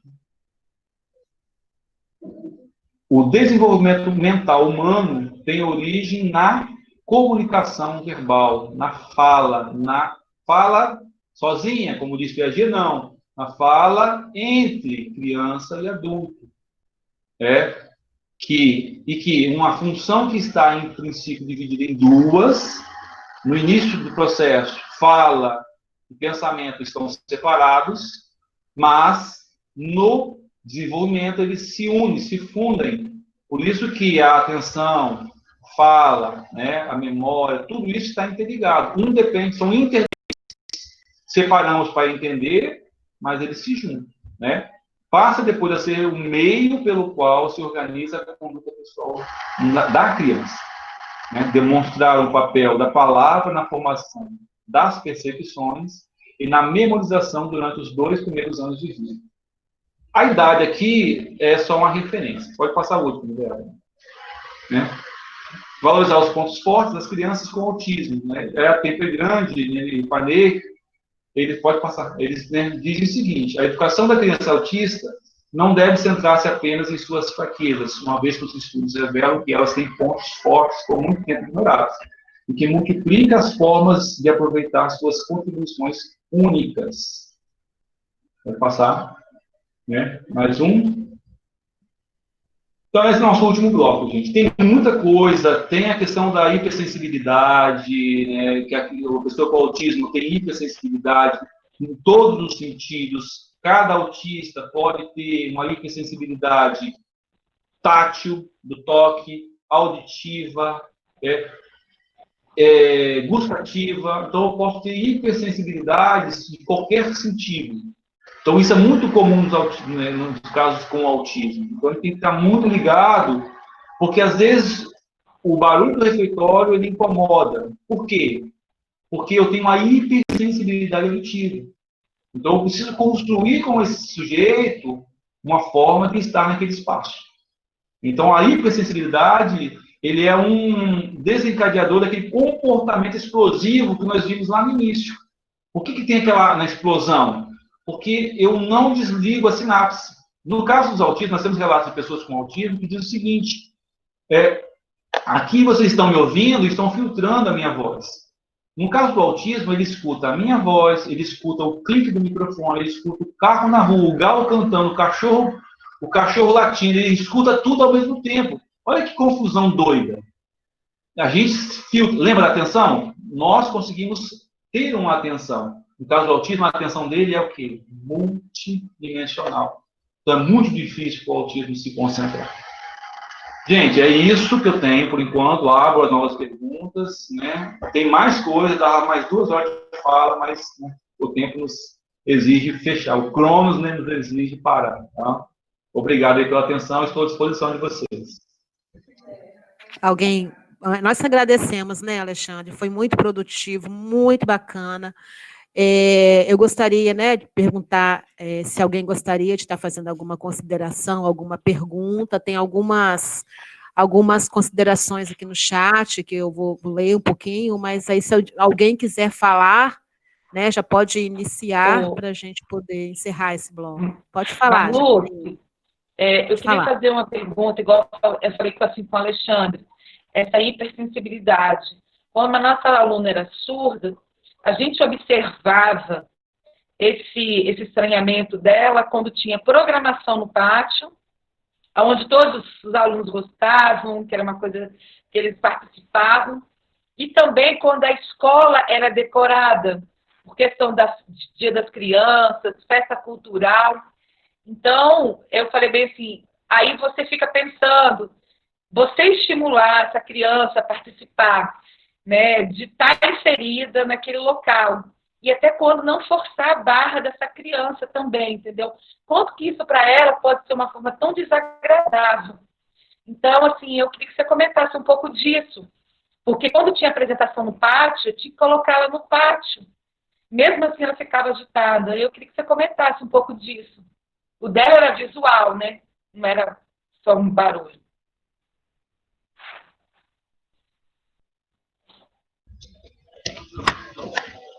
Mais alguém? Eu posso comentar. Mais alguém gostaria Diolira, de você quer trocar? Espera um pouquinho. Diolira, você quer trocar? Diolira? Vamos lá, vou trocar. Melhorou sua internet? Seu celular não vai ficar horizontal, porque está sendo carregado. Avisa eles antes. Então deixa. Eu continuo, pode deixar. Jaqueline, ela continua. A Kátia quer fazer alguma pergunta. Pode falar, Kátia. Quando você fala da questão biológica, de todos os testes, e a Beth nos cita a questão do neto dela, que passou, né, por tudo isso.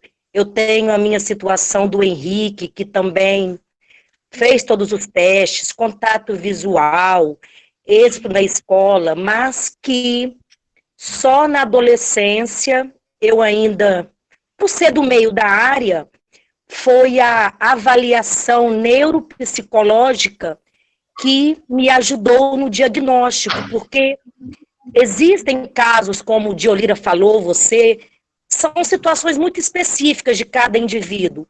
No caso do meu filho, só quando ele fez a avaliação neuropsicológica, que veio o laudo do TEA, né, do autismo. É verdade, né? A gente entende que os testes, eles são o teste do X frágil, né, que é um marcador que desenvolve, tem, assim, quem tem X frágil tem deficiência mental, então é um teste que tem que ser feito. Os testes precisam ser feitos para descartar outros transtornos, outras doenças. Então, o teste não é para diagnosticar o autismo, é para dizer que não tem aquela doença. Então, o teste do pezinho é para dizer que ele está ali, o desenvolvimento dele está dentro do esperado, que ele, né, tem todas as condições de desenvolver. Então, o teste não é para o autismo, é para descartar uma outra doença.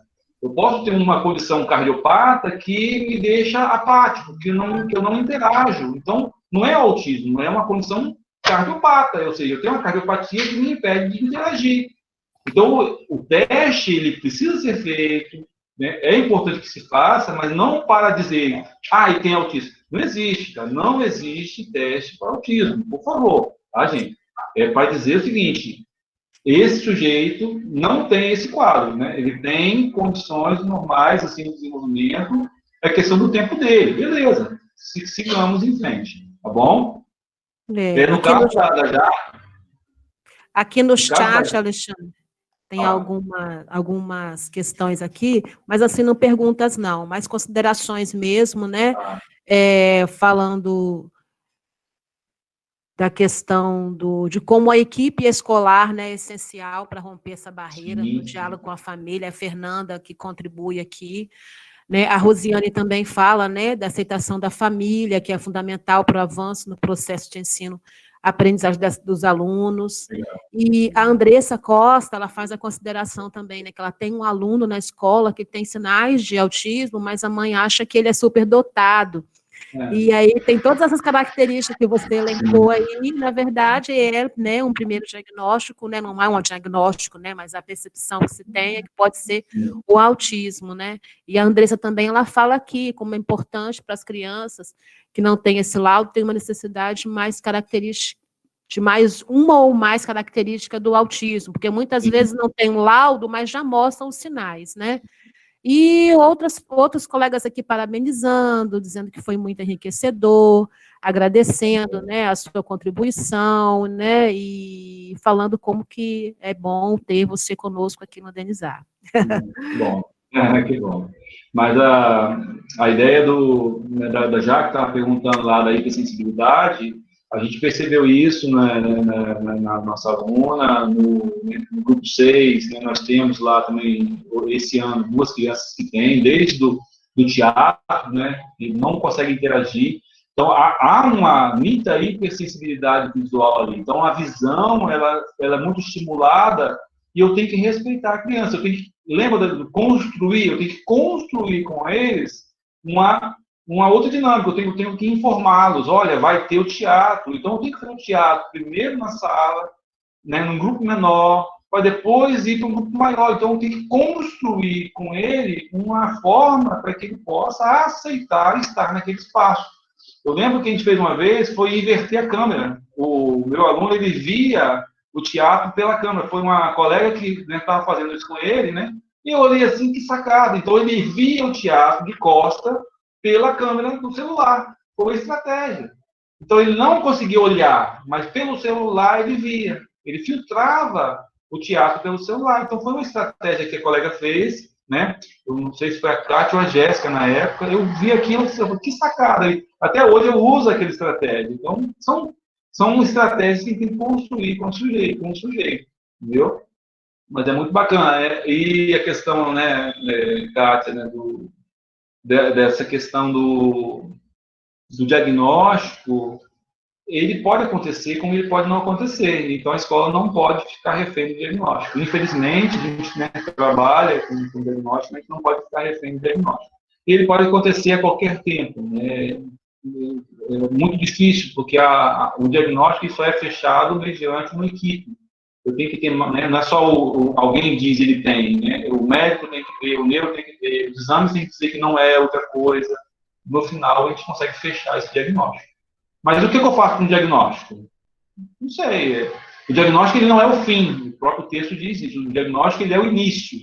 É a partir dele que eu tenho que construir outras possibilidades. O diagnóstico ele nos dá uma referência de dizer que ele precisa intensificar o trabalho com aquele sujeito. Então, o diagnóstico ele precisa ser uma referência do trabalho, não um ponto final, sim um ponto, né, um início do trabalho pedagógico com a criança. Infelizmente, a gente, né, é refém desse diagnóstico. Gente, Tem muita coisa para falar, mas, né, fico à disposição de vocês em um outro momento, né? Fico à disposição. Já deu meu horário, já são 4h10, já estourei 10 minutos, mas a Lúcia vai me matar depois. Fica à disposição. Que isso? Alguém está achando ruim? Ninguém não, ninguém reclamou não, pelo contrário. Foi muito bom, Alexandre. Alexandre, se ninguém mais tiver a fazer alguma consideração, a gente vai encerrar, né, a formação, agradecendo imensamente pela contribuição valiosa que você trouxe para a gente, né, acerca dos estudos sobre autismo. A gente sabe que você é um professor estudante, né, que está sempre ali aprendizado, constante aprendizado, se interessando por aquelas crianças que te despertam mesmo, né, aquela coisa do diferente e tal. Aliás, todos são diferentes, mas tem aqueles que despertam mais, né, essa atenção. E a gente agradece muito e somos agraciados por tê-lo na nossa equipe, né? Muito obrigada, agradecemos imensamente. Nós vamos encerrar a formação agora. Deixa eu ver se alguém quer falar alguma coisa aqui. Eu queria fazer uma colocação. Sim, quem? Penha, pode falar, Penha. O Alexandre, ele aí falou uma coisa que, assim, gostei muito desse final e muito feliz por estar no Denizar, né? Porque ele colocou aí que o laudo, né, o diagnóstico,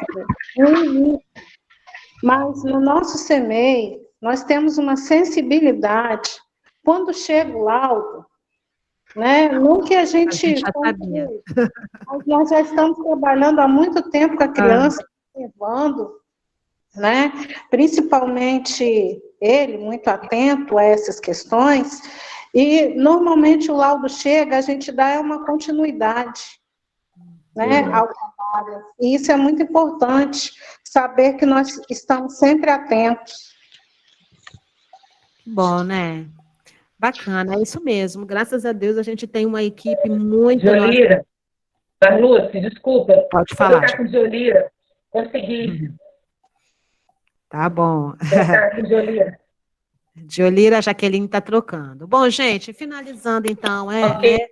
parabenizando mais uma vez nosso colega Alexandre pela brilhante apresentação